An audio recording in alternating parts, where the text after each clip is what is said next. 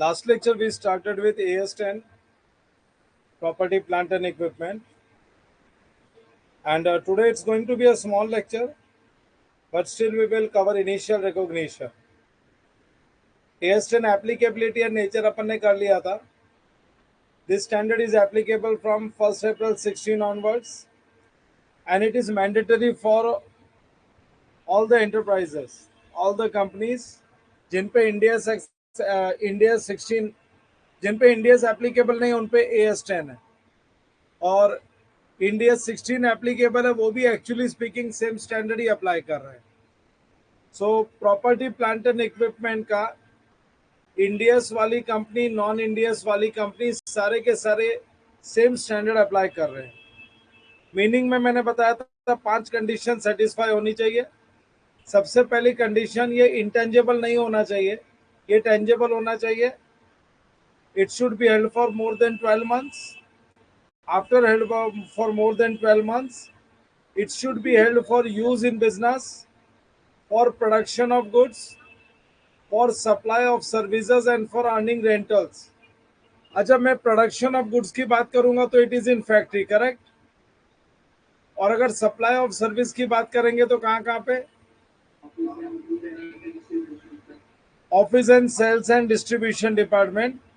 और जब रेंटल्स की बात करेंगे तो 2 स्टैंडर्ड्स आते हैं बीच में. एक आता है rentals from land and building, उसके लिए AS13 एंड इंडियाज 40. और रेंटल्स फ्रॉम अदर एसेट्स की बात करेंगे तो AS19. Point number 4, it should have some economic benefits. अगर उसमें इकोनॉमिक बेनिफिट्स, इनकम कमाने का पोटेंशियल नहीं है तो वो प्रॉपर्टी प्लांट एंड इक्विपमेंट नहीं है. फिर उसके बाद cost of asset should be determinable for its recognition. और उसके नीचे मैंने बॉक्स में क्या लिखा हुआ है? Initial recognition always at cost. Initial recognition हमेशा होगा कॉस्ट पे. अच्छा, example of property plant and equipment में वही सारे फिक्स्ड एसेट्स है, that is land and building, plant and machinery, furniture, vehicle, सारे के सारे वही है. Now assets out of scope of AS10. हम लोग बात करते हैं assets out of scope of AS10. कुछ एसेट्स ऐसे हैं जो AS10 में कवर नहीं होते. कौन से एसेट्स AS10 में कवर नहीं होते? अच्छा, CA फाइनल में तुम लोग 3 कैटेगरी देखोगे, यहाँ पे 2 ही कैटेगरी है ना. एक तो है बायोलॉजिकल एसेट, दूसरा है वेस्टिंग एसेट, और तीसरा है रिटायर्ड एसेट. कौन सी एसेट? मैं तो बोलता हूँ वो रिटायर्ड एसेट यहाँ पे भी लिख देना चाहिए. वेस्टिंग एसेट, बायोलॉजिकल एसेट्स एक और लिख लो. भले AS10 में मेंशन नहीं है, लेकिन AS10 भी रिटायर्ड एसेट्स को प्रॉपर्टी प्लांट एंड इक्विपमेंट नहीं मानता है. लिख लो रिटायर्ड एसेट्स.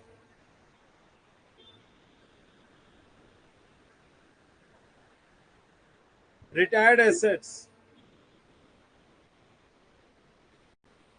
हमने एसेट्स को रिटायरमेंट दे दिया. एसेट्स को रिटायरमेंट देने का मतलब है हम लोग ये पर्टिकुलर एसेट्स यूज नहीं करेंगे, उसको हेल्ड फॉर सेल रख दिया. रिटायर्ड एसेट्स का मतलब यही होता है assets removed from active use. Asset को हम एक्टिव यूज से हटा देते हैं और उसको बेचने के लिए रख देते हैं. मेरे पास एक मशीनरी है, अब मैं उसको यूज नहीं करूंगा क्योंकि मैं नई मशीनरी खरीद ली है मैंने, और न्यू मशीनरी, न्यू टेक्नोलॉजी की है. This is new technology machine. इसमें प्रोडक्शन ज़्यादा होता है, लेबर्स की कम जरूरत पड़ती है, फुल्ली ऑटोमेटिक है. तो पुरानी मशीन को मैंने बेचने के लिए रख दिया है. अरे उसकी यूजफुल लाइफ खत्म नहीं हुई है, आज भी उसकी यूजफुल लाइफ है, but now I will sell it. I will sell it. The reason, मेरे को उसको यूज नहीं करना, मैंने रिटायरमेंट दे दिया. I have kept it for sale. अगर मैंने उसको बेचने के लिए रख दिया है तो मेरे जो 5 कंडीशंस है ना, वो सेटिस्फाई नहीं होंगे. सबसे पहली कंडीशन है टेंजेबल एसेट तो है, दूसरी कंडीशन है held for more than 12 months. अब वो 12 months से ज्यादा नहीं रहेगा मेरे पास. तीसरी कंडीशन सेटिस्फाई नहीं होगी, It is not held for use in production of goods, supply of services or earning rentals. अब मेरे को उससे इकोनॉमिक बेनिफिट्स भी नहीं लेना है, तो मेरे कंडीशंस फेल हो जाते हैं। तो प्रॉपर्टी प्लांट एंड इक्विपमेंट में ये 3 आइटम को नहीं लेंगे। बच्चों सारी चीजें याद हो जाएगी तुमको, भले ये बहुत बड़ा स्टैंडर्ड है, but you will be able to remember everything. Number 1, property plant and equipment में क्या क्या नहीं लेने का है? Biological assets. बायोलॉजिकल एसेट्स में 2 चीजें क्या क्या आती है? नंबर 1 इज लिविंग एनिमल्स और plant and trees. Living animal, plant and trees. Living animals का मतलब हो गया लाइफ स्टॉक। उस पर कौन सा स्टैंडर्ड एप्लीकेबल है? Indians 41। And what about plant and trees? अगर मैंने ग्रो किया है फॉर फ्रूट्स, फ्रूट्स के लिए ग्रो किया है, then is it a part of property plant and equipment? Tell me yes or no. It is a part of property plant and equipment. But if it is grown with an intention to get its lumber, that's wood. अगर उसके would के लिए मैंने grow किया है तो उसको क्या बोलेंगे हम लोग? Indians 41, it's not part of property plant and equipment. Okay, और एक चीज नहीं है, retired asset. Assets held for sale, non current assets held for sale. Retired assets को क्या बोलते हैं हम लोग? Non current assets held for sale. फिर आ गया वेस्टिंग एसेट्स। वेस्टिंग एसेट्स वो एसेट्स है जहां से नॉन रीजनरेटिव रिसोर्सेस निकलते हैं, जैसे माइंस। माइंस उसको हम लोग वेस्टिंग एसेट्स बोलते हैं। एक बार वहां से सारे रिसोर्सेस निकाल लिए तो काम खत्म, मामला खत्म। तो ये इंडिया AS10 कवर नहीं करता है। मैंने बायोलॉजिकल एसेट्स के बारे में थोड़ा सा और यहाँ पे इंफॉर्मेशन दिया है कि बायोलॉजिकल एसेट्स 2 कंडीशन सेटिस्फाई करते हैं। पहली कंडीशन क्या सेटिस्फाई करते हैं बोलो जरा? दूसरी कंडीशन क्या सेटिस्फाई करते हैं? For more than 12 months. Example क्या क्या आ गया? मैंगो ट्री,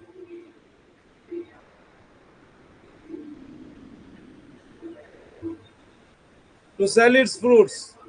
और एक चीज, following are not bearer plants. क्या क्या बेरर प्लांट्स नहीं है?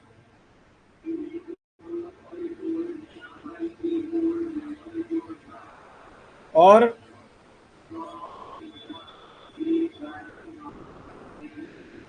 ये सब बेरर प्लांट्स नहीं है। All these are not bearer plants.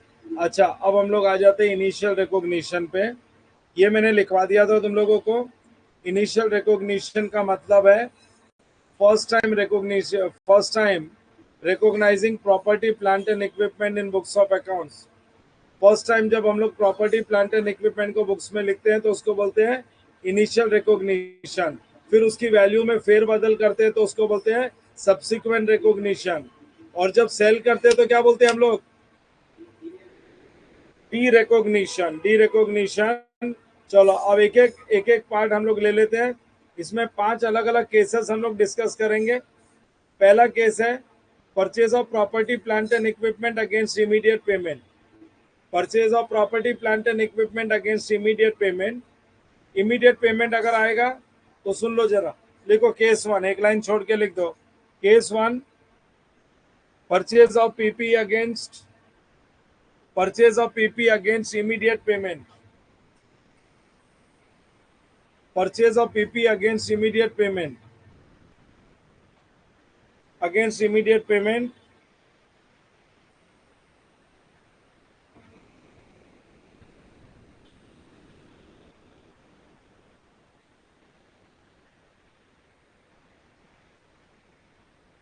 हो गया? now purchase of property plant and equipment against immediate payment में क्या क्या आएगा सब लोग सुन लो। जब हम लोग property plant and equipment purchase करते हैं ना अगेंस्ट इमीडिएट पेमेंट, तो सबसे पहले उसमें आता है purchase price.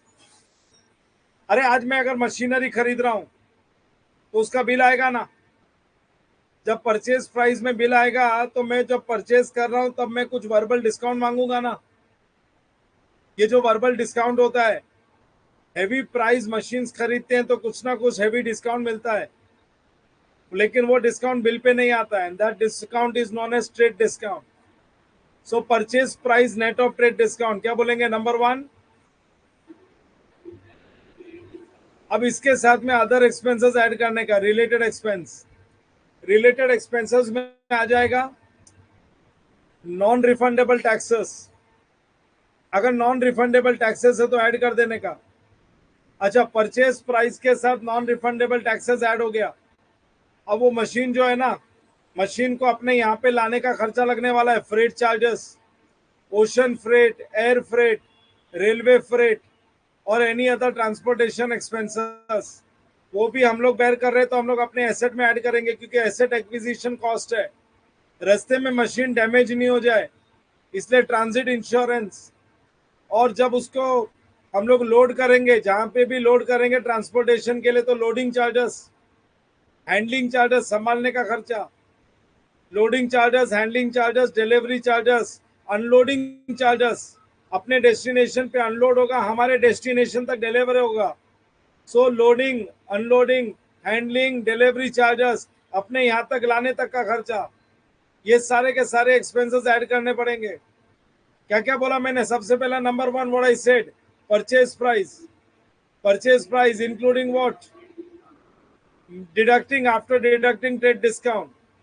And number two is related expenses में आ गया non refundable duties and taxes. Non refundable duties and taxes के बाद साथ में क्या ऐड कर दिया अपन ने? ट्रांसपोर्टेशन का खर्चा, freight, railway freight, ocean freight, air freight, ये सब हमने ऐड कर दिया.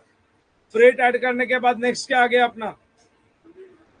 Transit insurance. ट्रांजिट इंश्योरेंस के बाद loading charges, handling charges, then उसके बाद unloading charges and delivery charges.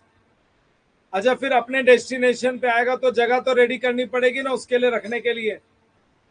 तो उसको बोलते हैं site preparation cost. What you call it as?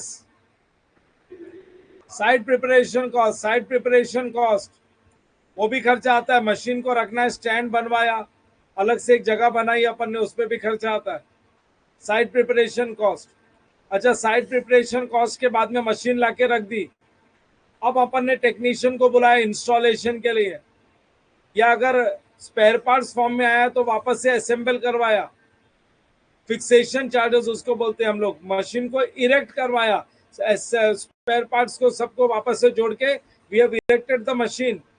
सो उसके बाद में आ गया फिक्सेशन चार्जेस, इरेक्शन चार्जेस और इंस्टॉलेशन चार्जेस. और ये जो इसने इंस्टॉल करके दिया ना, जिसने इंस्टॉल करके दिया प्रोफेशनल पर्सन, उसको फीस दी तो प्रोफेशनल फीस भी आ जाएगी. तो अब इसके बाद मशीन रेडी हो गई.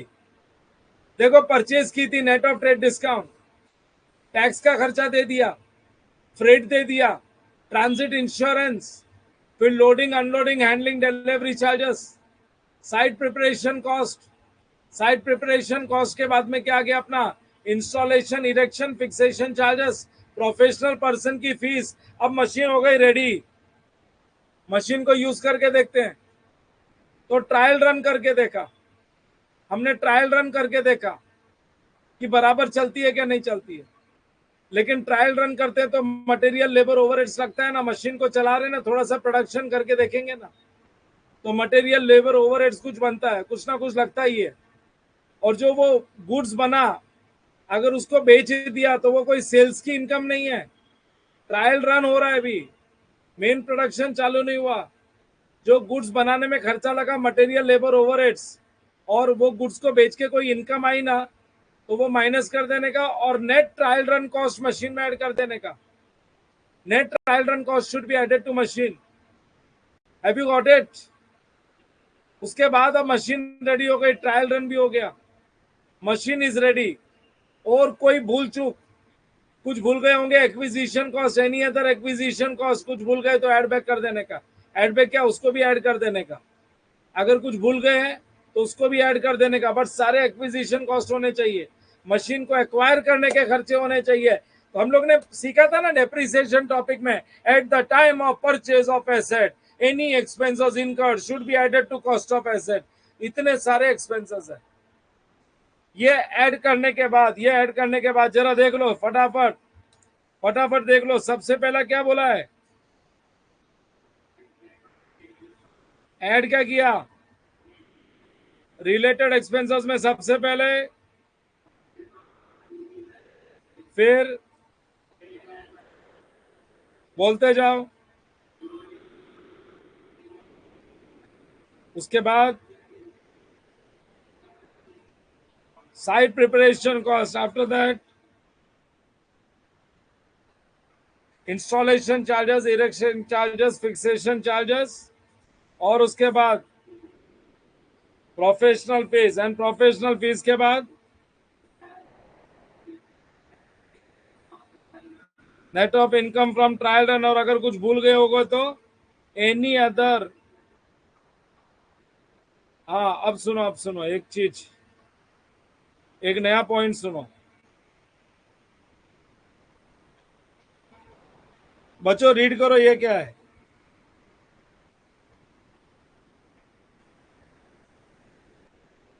क्या बोला है मैंने,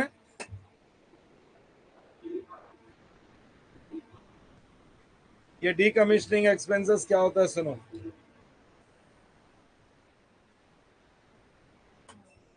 बड़े बड़े न्यूक्लियर पावर प्लांट होते हैं ना, बड़े बड़े एसेट्स होते हैं, शिप, न्यूक्लियर पावर प्लांट, इनको जब स्क्रैप करते हैं ना, जब इनकी यूजफुल लाइफ खत्म हो जाती है तो इनको हम लोग स्क्रैप करते हैं, तो इनको स्क्रैप करने में भी बहुत सारा खर्चा आता है। अभी न्यूक्लियर पावर प्लांट है, साइंटिस्ट को बुलाना पड़ता है, इंजीनियर्स को बुलाना पड़ता है इनको स्क्रैप करने के लिए। नहीं तो क्या है, अगर रेडिएशन लीक हो गया ना, तो it is hazardous to human life, human life के लिए वो ठीक नहीं है रेडिएशन, कई साल तक वो रेडिएशन प्रॉब्लम देता है मैनकाइंड को। तो बड़े बड़े शिप है, जब उनकी लाइफ खत्म हो जाती है तो शिप ब्रेकिंग का काम चलता है, उसमें भी खर्चा आता है।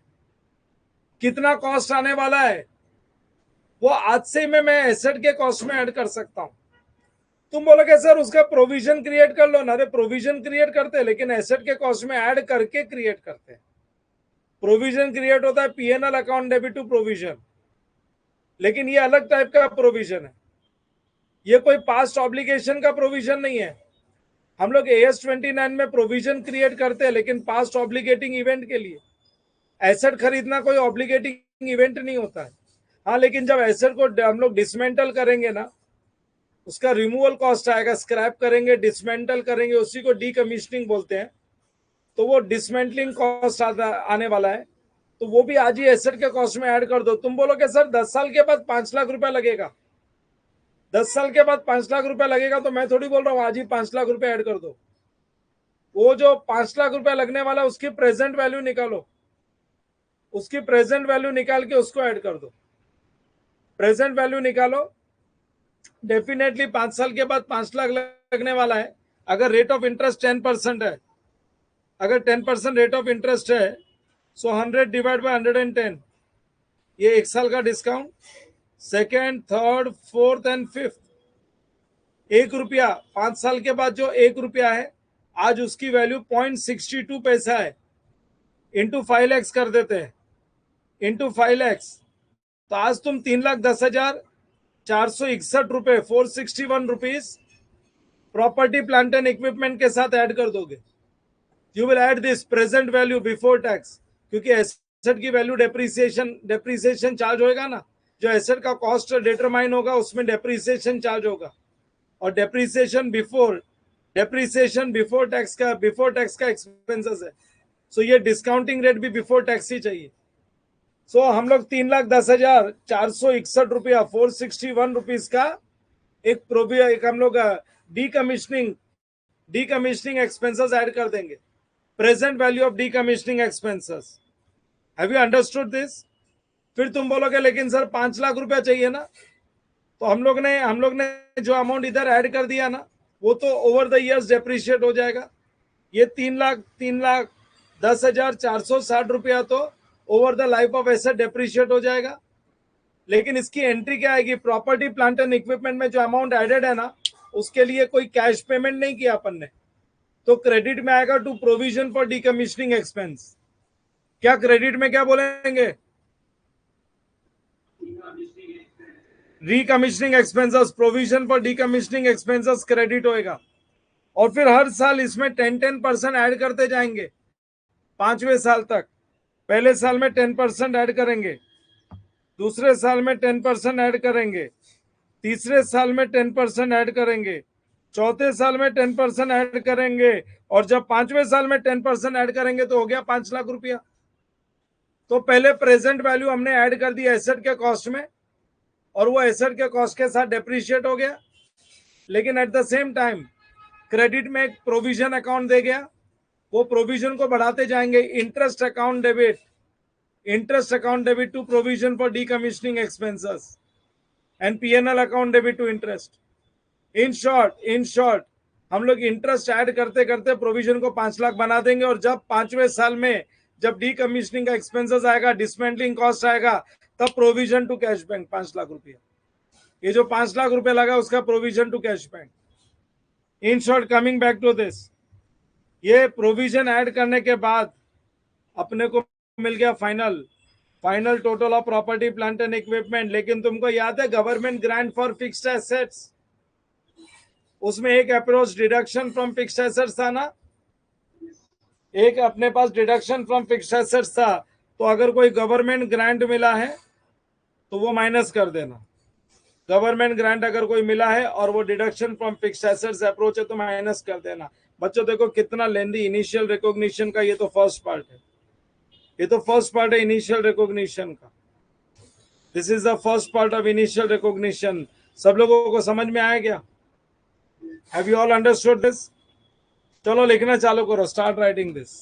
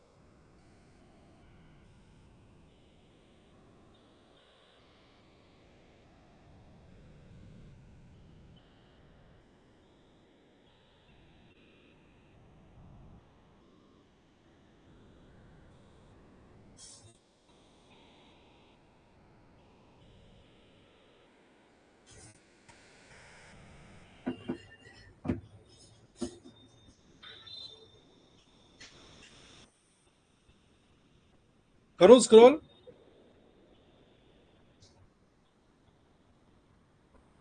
ट्रायल रन चार्जेस तक लिख लो पहले।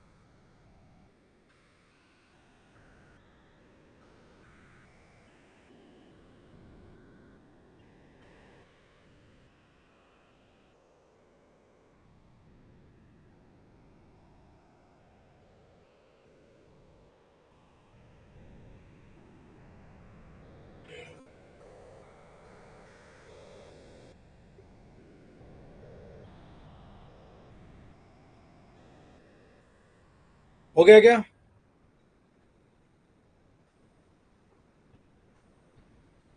अब अगर मैं जर्नल एंट्री पास करूं इसकी, तो यहां तक तो अपन ने कैश इन कर किया है। ये एनी अदर एक्सपेंसेस तक को तो कैश इन कर किया है, और ये कैश इन कर नहीं किया। एक बार इसको साइड में रखते हैं, गवर्नमेंट ग्रांट का ट्रीटमेंट अलग होता है। उसके लिए तो हम लोग बोलते हैं bank account debit to fixed asset. पहले फिक्स्ड एसेट्स रिकॉर्ड करेंगे ना।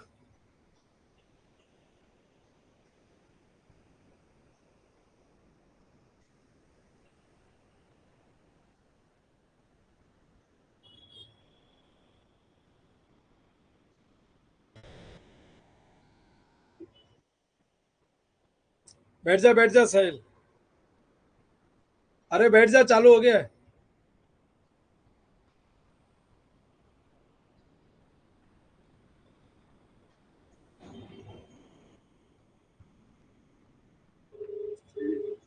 अरे बहादुर, नेट का प्रॉब्लम है क्या कुछ? अभी तक तो कुछ नहीं था। अरे हैंग हो रहा है, कल भी कैमरा ब्लर हो रहा था, तेरे को मैंने बोला था। ठीक है, चालू हो गया अभी, और क्या। कल भी कैमरा ब्लर हो रहा था। जब इवनिंग में मेरा लेक्चर चालू था ना, कैमरा ब्लर हो रहा था। उसको नेट वाले को बोलो जरा। या लिसन नाउ, ये यहाँ तो हमने कैश पे किया है, लेकिन ये भी तो ऐड किया है ना। तो ये सब के लिए बोलेंगे asset account debit, property plant and equipment account debit.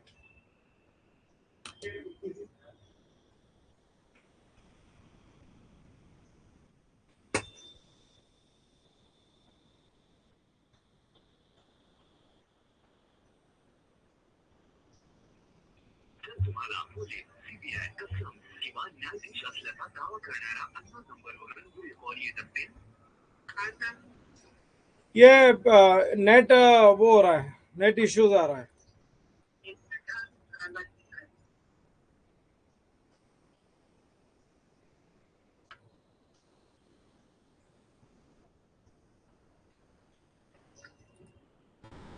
बहादुर, यहां से कुछ नहीं है प्रॉब्लम, इंटरनेट का प्रॉब्लम है।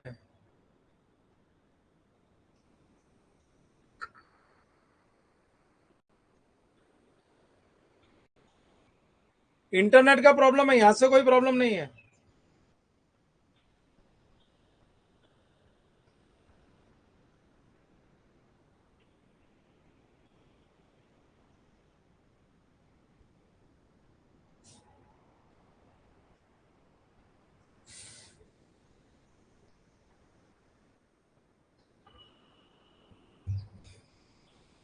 क्या, listen now, what accounting entry we will pass here, just pay attention.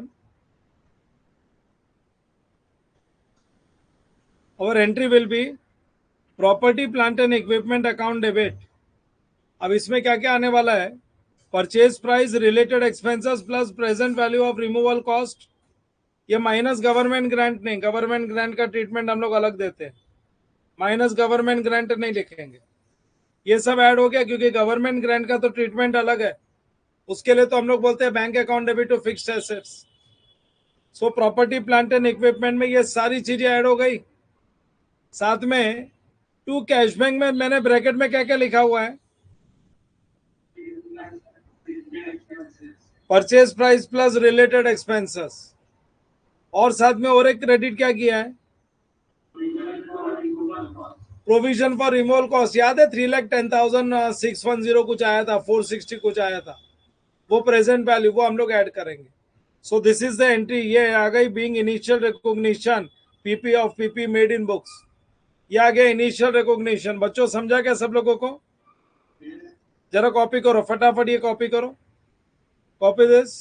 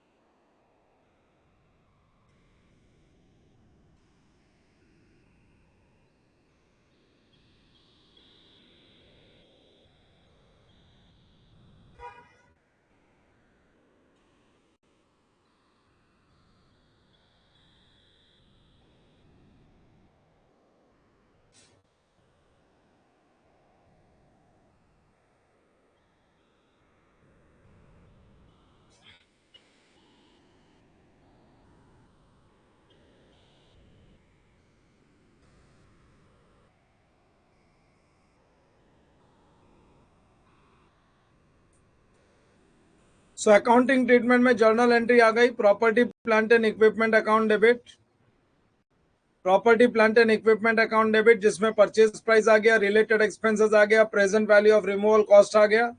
To cash bank हमने पेमेंट किया है परचेज प्राइस के लिए, रिलेटेड एक्सपेंसेस के लिए, and to provision for removal cost, that is decommissioning expenses. जो हम लोगों ने वो प्रेजेंट वैल्यू निकाला था 3,10,000 समथिंग, ये अपनी एंट्री बन गई। अच्छा, ये जो एक्सपेंसेस ऊपर ऐड किया है ना, कुछ एक्सपेंसेस ऐसे जो उसमें कभी भी गलती से भी ऐड नहीं करने का। There are certain expenses which should not be added in cost of property plant and equipment. जैसे प्रॉपर्टी प्लांट एंड इक्विपमेंट का अगर मैं कोई एडवर्टीजमेंट कर रहा हूँ, प्रमोशनल एक्सपेंसेस कर रहा हूँ, तो वो प्रॉपर्टी प्लांट एंड इक्विपमेंट का रेडी करने के लिए नहीं, एक्विजिशन कॉस्ट नहीं है वो तो प्रॉपर्टी प्लांट एंड इक्विपमेंट से बिजनेस करने का अपने को, वो पैसा कमाने का। Advertisement cost is not for making the property plant and equipment ready for use, वो सब्सिक्वेंट एक्सपेंडिचर है। तो मैं कुछ लिस्ट देता हूं तुम लोगों को कुछ एक्सपेंडिचर्स के जो अपने को ऐड नहीं करने का है। Number one, property plant and equipment पे कोई भी प्रमोशनल एक्सपेंसेस या फिर ओपनिंग सेरेमनी की है मैंने just for launching my product, तो मेरा property plant and equipment ready हो गया। अब ये तो बिजनेस करना है, पैसा कमाना, उसके लिए खर्चा कर रहे हैं हम लोग। या फिर प्रॉपर्टी प्लांट एंड इक्विपमेंट को एक जगह से दूसरे जगह पे अगर शिफ्ट कर रहे हैं, शिफ्टिंग चार्जेस, एक मशीन को एक फैक्ट्री से उठा के दूसरे फैक्ट्री में ले गए तो उसका शिफ्टिंग का कॉस्ट लगा।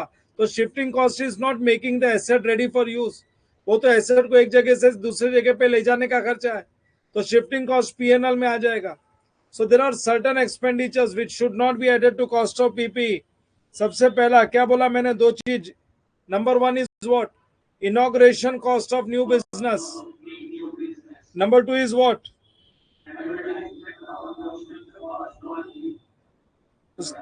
उसके बाद में नंबर थ्री इज व्हाट,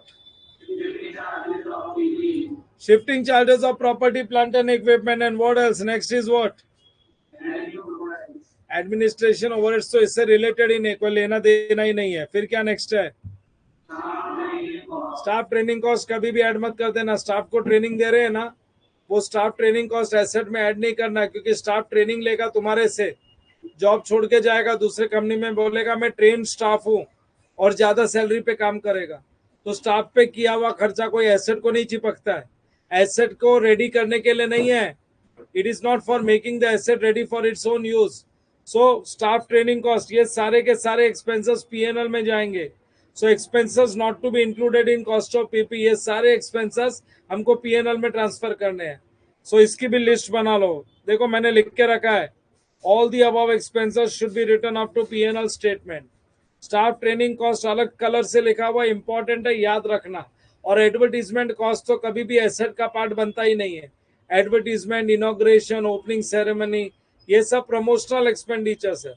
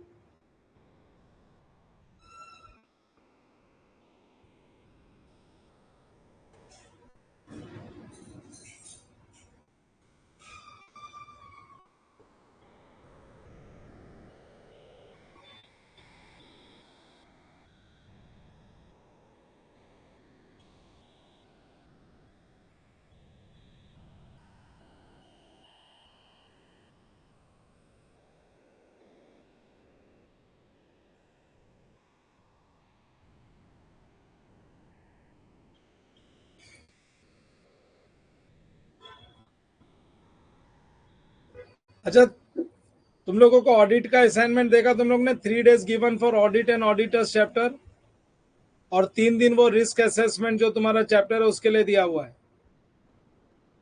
दोनों के लिए 3-3 दिन रखा हुआ है, वो बराबर से प्रिपेयर कर लेना।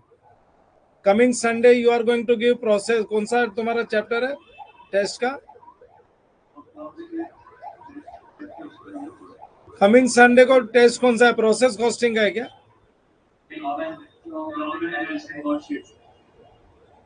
कॉस्ट शीट प्लस बैच और जॉब कॉस्टिंग का है। उसके बाद नेक्स्ट संडे के लिए प्रिपेयर करके रखना। नेक्स्ट संडे तक तुम्हारा सब्जेक्टिव पेपर आने वाला है ऑडिट का। ऑडिट पढ़ते रहना, तुमको मैंने असाइनमेंट में डाल दिया, तुम टाइमिंग तुम मैनेज करोगे। जो सबमिशन का असाइनमेंट है वो सबमिट करते रहो, और लॉ का जो रीडिंग का काम है, टॉपिक्स को परफेक्ट करने का काम है, वेल इन एडवांस तुमने अभी से चालू कर दिया है, क्योंकि लॉ बेटर है पहले से प्रिपेयर होना। सो मैं पहले ही बता देता हूं, अगले Sunday, not coming Sunday, next Sunday मैं सब्जेक्टिव पेपर संडेज को रखने वाला हूं सर के लेक्चर के बाद।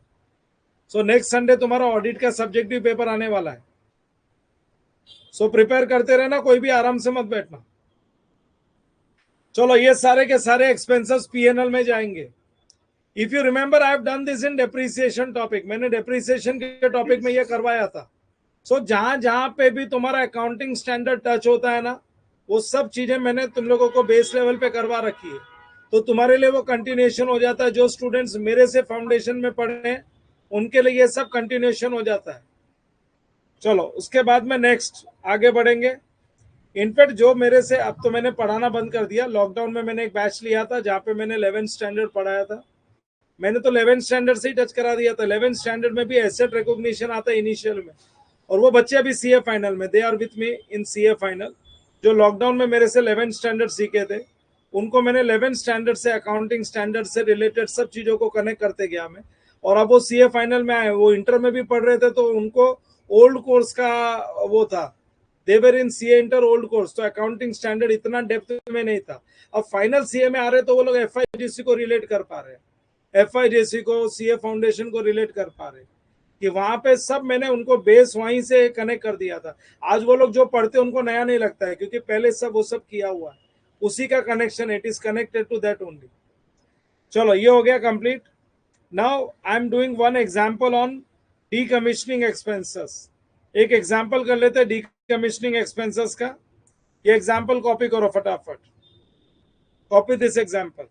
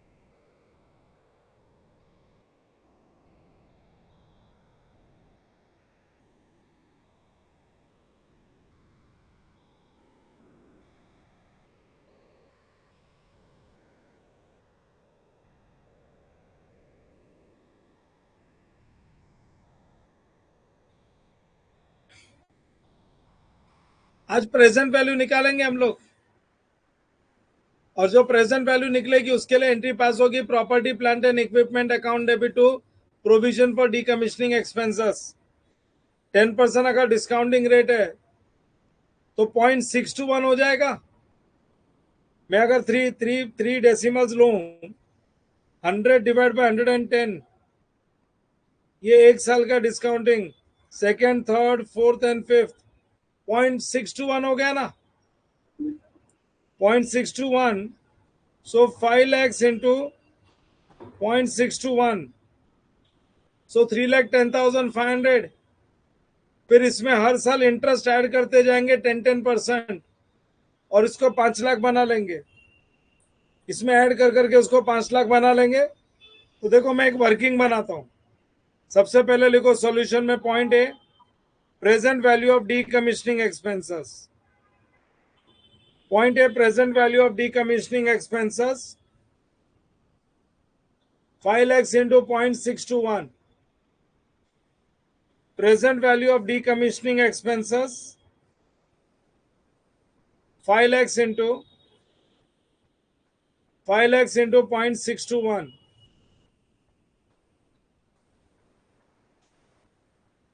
5 lakhs into 0.621 3,10,500. 3,10,500. Yes everybody. अब इसके बाद में ये 3,10,500 को हर साल 10% इंक्रीज करके 5 लाख बनाना पड़ेगा 5th ईयर तक. तो इसके लिए मैं एक वर्किंग बना रहा हूं. I am preparing a working. ये वर्किंग कुछ इस टाइप की है.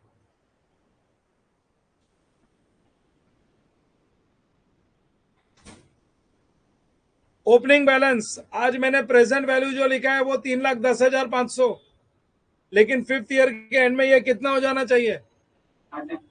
तो हर साल 10% इंक्रीज करेंगे ना.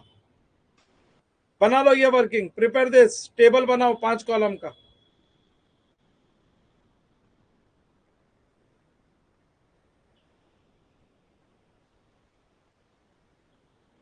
Prepare this table for 5 columns.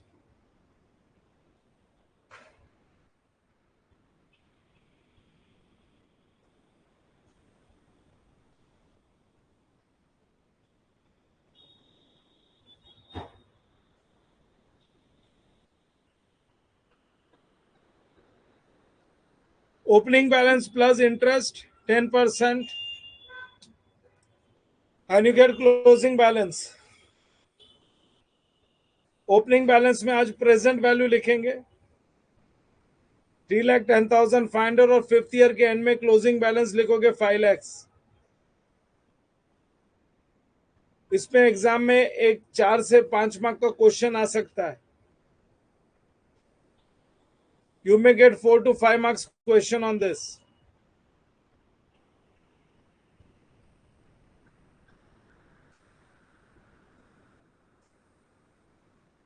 Three lakh 10,500 and 5 lakhs.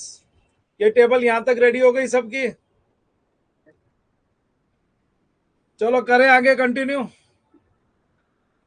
Yes everybody ready up till year. Lines वाइंस बना लिया सब? पहला 10% ऐड करेंगे तो हो गया 31,050.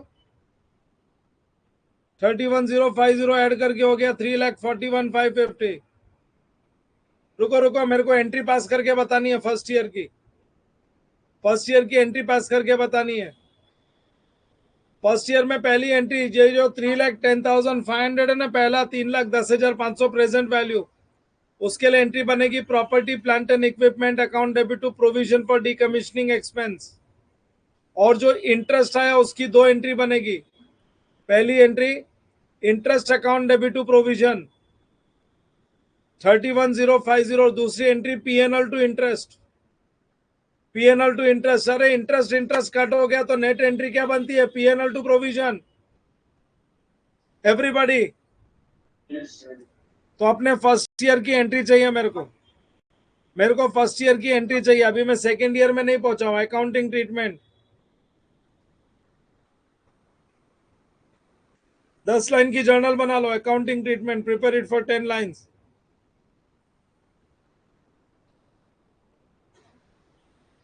Prepare it for 10 lines exactly.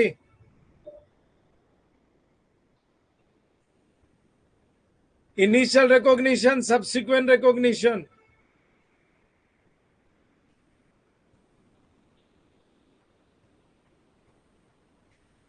और ये सब्सिक्वेंट रिकॉग्निशन की एंट्री अगले 4 साल तक रिपीट होती जाएगी और 5 लाख बन जाएगा प्रोविजन.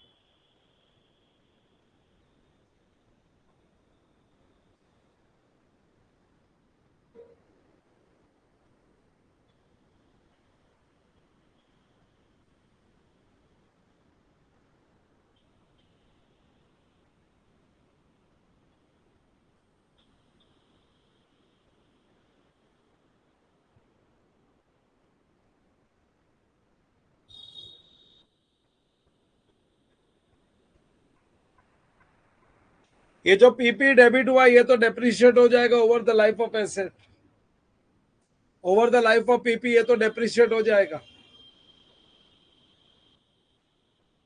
वो एसेट के कॉस्ट में जो जुड़ गया वो तो डेप्रिशिएट हो जाएगा। और जो प्रोविजन है वो हर साल इंटरेस्ट के थ्रू प्रोविजन को ऐड करते जाएंगे, इन शॉर्ट पीएनएल के through.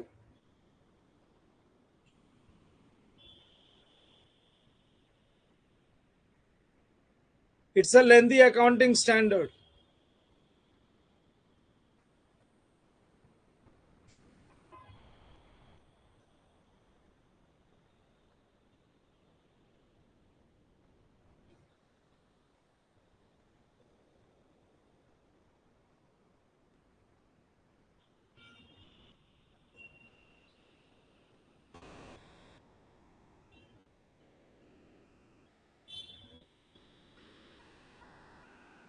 Will be depreciated over the life of PPE.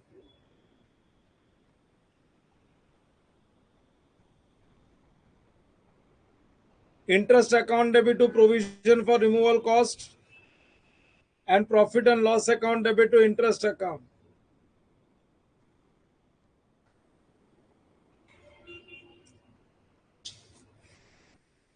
ये सब्सिक्वेंट रिकॉग्निशन की एंट्री बाद में है ना, सब्सिक्वेंट रिकॉग्निशन की एंट्री रिपीट होती जाएगी। बच्चों हो गया क्या यहां तक? बस अब वो टेबल कंप्लीट करते हैं। ये 3,41,550 जो है ना, 3,41,550 ये बन जाएगा ओपनिंग बैलेंस।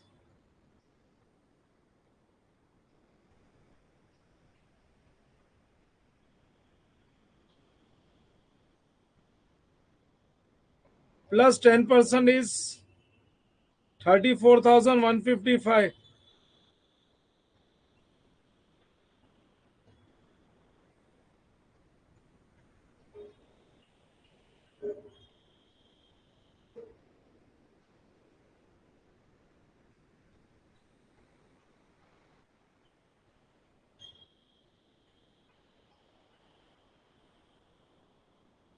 कितना? 375,705 क्या?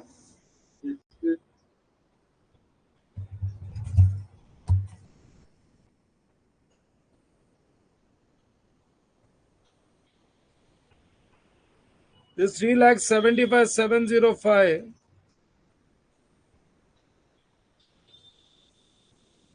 will become opening balance, and this is 37,000 कितना? 571 क्या?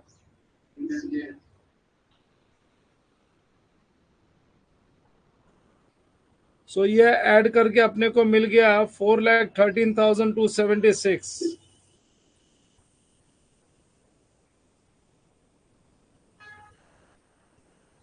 Now 4,13,276 इसका 10%, that is 41,327 है क्या? 8 है।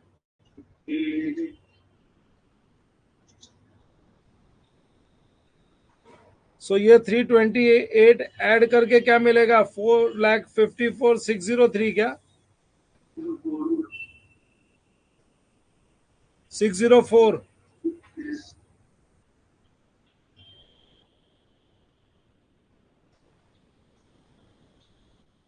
5 lakhs minus 454,604, 45,396।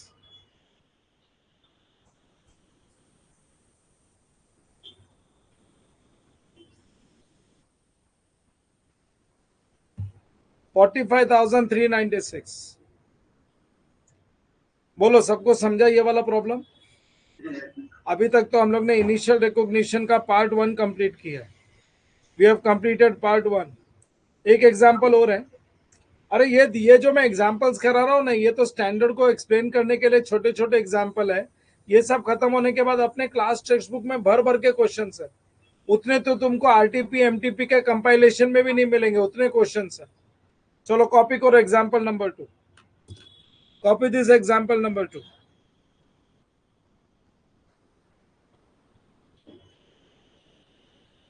समीर लेक्चर हो गया तेरा कल कल का जो था? अब क्या बचा? AS2 अभी, और बाकी सब अप टू डेट है? लास्ट वाला जो था थर्सडे वाला, हाँ थर्सडे वाला मैंने तो अपलोड कर रखा है सब। थर्सडे वाला उस पे था जो टुडेस लेक्चर था ना, टुडेस एंड यस्टरडेस लेक्चर। तो तूने देखा क्यों नहीं?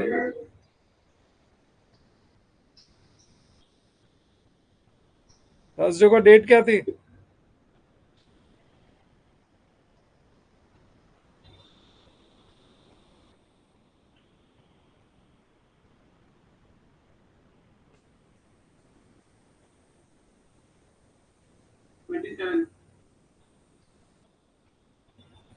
अभी कर रहा हूँ एक्टिवेट, खत्म करना, पेंडिंग मत रखना।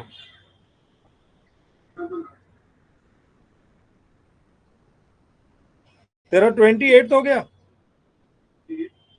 28 के दिन भी तो लेक्चर था।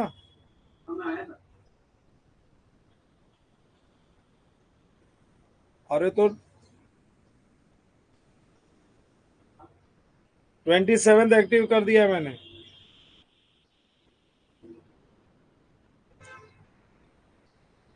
मैंने तीनों ही एक्टिव कर दिया, फटाफट खत्म करो, उसके बाद में AS2 तेरा कंप्लीट होएगा तो मेरे को AS2 का काम बाकी पड़ा हुआ है। तेरे वजह से सब लेट हो रहे हैं, अभी तेरे पे पूरा रिस्पॉन्सिबिलिटी है। AS2 खत्म कर। हाँ इससे मांगा था। हाँ तो पहले ये खत्म कर, फिर AS2 दूंगा। 27 कंप्लीट कर पहले।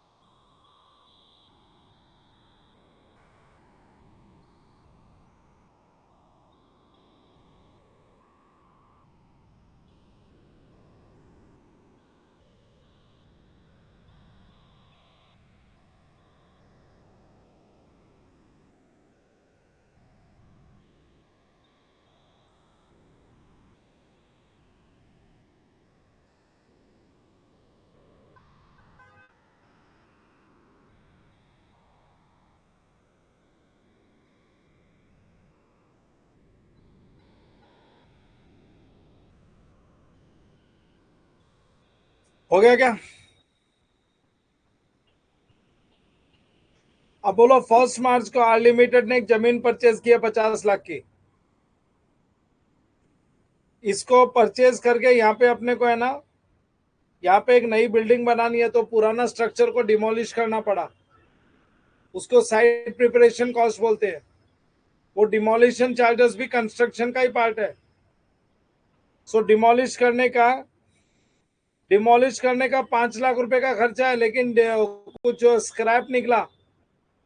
पुरानी बिल्डिंग को हमने डिमोलिश किया तो उसमें स्टील निकला होगा, वुड निकला होगा, स्क्रैप बेच के 1 लाख रुपए मिल गया। तो एक्चुअल डिमोलिशन कॉस्ट को 5 lakhs बोलेंगे या 4 lakhs बोलेंगे? तो 50 लाख की जमीन, उसके साथ 4 lakhs का डिमोलिशन कॉस्ट ऐड कर देते हैं। Legal fees, following other expenses incur, legal fees for recording ownership, title guarantee, insurance, ये दोनों PNL में जाएगा या एसेट के कॉस्ट में ऐड होएगा? तो अगर सबको ऐड करें तो 5 lakhs प्लस 4 प्लस 250 प्लस 1 कितना हो गया? 5 plus 4 is 54, 54 plus 350, 57 lakh 50। So 57 lakh 50 is the cost of PP. So computation of cost of PP. छोटे छोटे क्वेश्चन आ जाते हैं, कभी कभी अपने आप को भरोसा नहीं होता है कि कुछ इजी, इतना इजी पूछ लिया क्या। इजी इजी रहता है, याद रखना, एग्जाम में ज्यादा सोचने मत बैठ जाना, ओवर थिंकिंग वाले गड़बड़ कर देते हैं। इसमें भी कुछ तो भी वो रिसर्च करने को जाते हैं।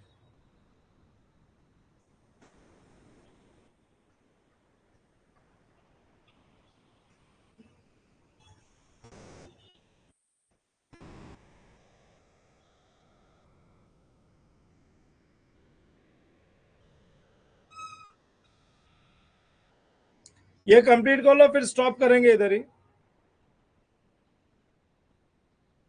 क्योंकि हमारा हो गया कंप्लीट, फर्स्ट पार्ट हो गया।